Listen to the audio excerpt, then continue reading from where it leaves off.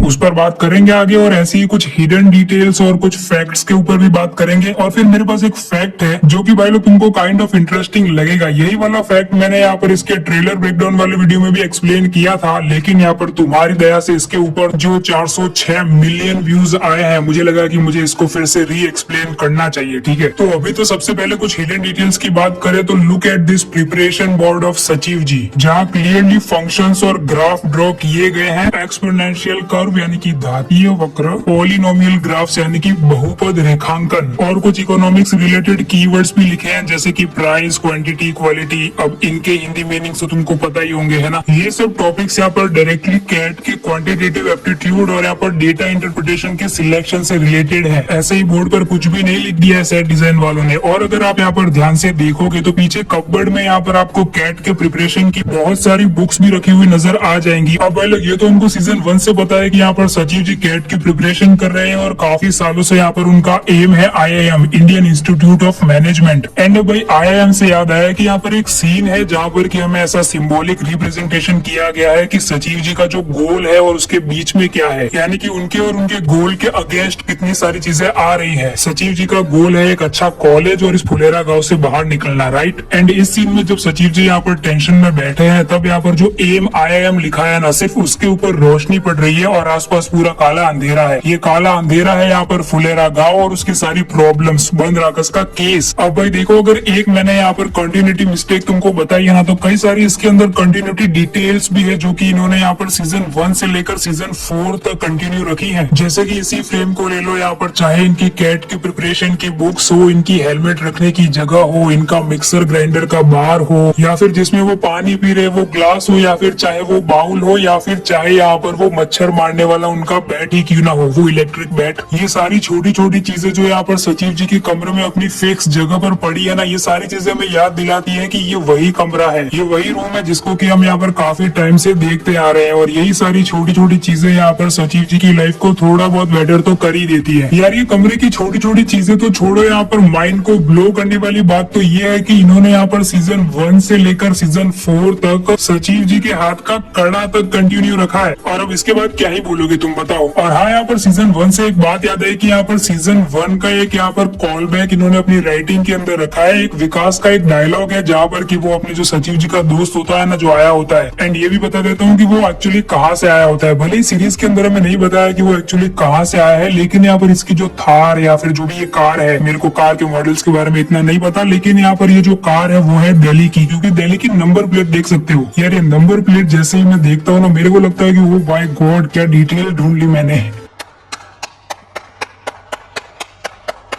हाँ, तो हम बात करें तो यहाँ पर विकास के डायलॉग के बारे में। तो विकास का डायलॉग कुछ इस प्रकार है कि यहाँ पर देखिएगा कुछ ही दिनों में यहाँ पर फिर से लोटा लेके खेत में जाना शुरू कर देंगे प्रधान जी, ऐसा ही कुछ डायलॉग है। ठीक है, अब ये डायलॉग को सुन के तुमको सीजन 1 में जो प्रधान जी की एंट्री दिखाई गई थी उसकी याद नहीं आई। एक्चुअली ना विकास का ये वाला डायलॉग यहाँ पर सटल नैरेटिव कॉल बैक है सीजन 1 का, जिससे कि यहाँ पर सीजन 4 तक इसकी वो पूरी जो स्टोरी है ना, उसको एक सर्कल में ला देता है कि यहाँ पर पंचायत की स्टोरी ऐसे ही सिंपल चलने वाली है। And your probably the only toilet joke that make sense without making us cringe. ये सुन के ऐसे कोई ऐसी वाली फीलिंग नहीं आती, नहीं कैसे सिंपली आके चला गया और पता भी नहीं चला। पंचायत के सारे कन्वर्सेशन वाले सीन्स की यही खासियत है। और हाँ भाई लोग, मैंने एक और चीज नोटिस करी कि यहाँ पर इन्होंने अपना स्क्रीन टाइम बढ़ाने के लिए, सॉरी स्क्रीन टाइम बोल रहा हूँ, यहाँ पर अपने एपिसोड की लेंथ बढ़ाने के लिए कोई भी फालतू सीन्स को नहीं डाला। फॉर एग्जाम्पल जैसे कि किसी कैरेक्टर का किसी चीज को पीना या फिर खाना। पहले ही सीन ले लो जहाँ पर कि सचिव जी यहाँ पर प्रहलाद चा से दारू की बोतल मंगवाते हैं और वो दोनों जाते हैं छत पर, और सीन कट होता है और हमें दिखाया जाता है कि दारू की बोतल हो चुकी है आधी एकदम, ठीक है, और बाजू में आधा भरा हुआ या फिर आधा खाली रम का ग्लास पड़ा है और सचिव जी एकदम नशे में, ठीक है। उन्होंने वो सीन नहीं दिखाया। और एक ऐसा ही सेम सीन हमें यहाँ पर जब रेड पड़ती है तब यहाँ पर विकास का देखने को मिलता है। विकास खुद पानी पीता है और फिर यहाँ पर रूम में जाता है जहाँ पर की सचिव और प्रहलाद चा बैठे होते हैं, वहाँ पर वो जाता है, कट लगता है और एक सीन हमें दिखाया जाता है जहाँ पर की बोतल आधी पड़ी है। तुमको समझ जाना है कि हाँ भाई पानी पी लिया उन्होंने, ठीक है। अब यार वैसे ये कोई बड़ी डिटेल तो नहीं नहीं थी, लेकिन फिर भी ऐसे नोटिस किया तो बता दिया। क्या तुमने इस चीज को नोटिस किया था? अगर किया था तो कमेंट करो भाई। अभी हम आगे बढ़ते हैं। देखो यार, तुमको क्या लगता है कि यहाँ पर पंचायत का इलेक्शन अपने प्रधान जी क्यों हारे? क्योंकि यहाँ पर हमें ऐसा दिखाया गया है कि पंचायत के सीजन 4 में जितनी भी चालें प्रधान जी ने चली, जितने भी अच्छे काम करने की कोशिश की, वो सारे उल्टे पड़ गए और यहाँ पर अपना जो वन राकेश है उसने यहाँ पर उन सारी चीजों का फायदा उठा लिया, इसीलिए वो जीत गया। ठीक है, लेकिन भाई लोग थोड़ी देर के लिए ये वाले पर्सपेक्टिव को थोड़ा साइड में रखकर यहाँ पर जो अपने न्यू कैरेक्टर को इंट्रोड्यूस किया गया है ना, वो नाना वाले, उनके पर्सपेक्टिव से सोचे तो प्रधान जी एंड टीम ने भी कई सारे ऐसे बुरे काम या फिर कुछ काम ही नहीं किया फुलेरा गांव के लिए, इसीलिए वो हारे। एंड उनकी लापरवाही के लिए मेरे पास एक डिटेल है कि यहाँ पर ये जो पंचायत ऑफिस की वो पूरी दीवार है ना, उसके ऊपर एक स्लोगन लिखा है। उस स्लोगन को अगर तुम ध्यान से देखोगे ना, तो यहाँ पर मेकर्स ने जानबूझकर यहाँ पर वो स्लोगन के अंदर वाक्य रचना की भूल निकाली है। नहीं, भूल तो मैंने निकाली है, उन्होंने तो रखी है वहाँ पर वो भूल। अब मैं इस पूरे स्लोगन को तुम्हारे सामने से एक्सप्लेन करके टाइम वेस्ट नहीं करूंगा कि यहाँ पर इसके अंदर क्या मिस्टेक है। मैं यहाँ पर सिंपली बस दो स्लोगन्स को तुम्हारे सामने स्क्रीन पर रख देता हूँ। इसमें से कौन सा राइट है और कौन सा रॉन्ग तुम मुझे कमेंट्स में लिख के बताओगे। और एक सीक्रेट बात बताऊं, यहाँ पर ये जो सेकंड वाला है ना, वही राइट है, क्योंकि मैंने चैट जीपीटी से भी पूछा था।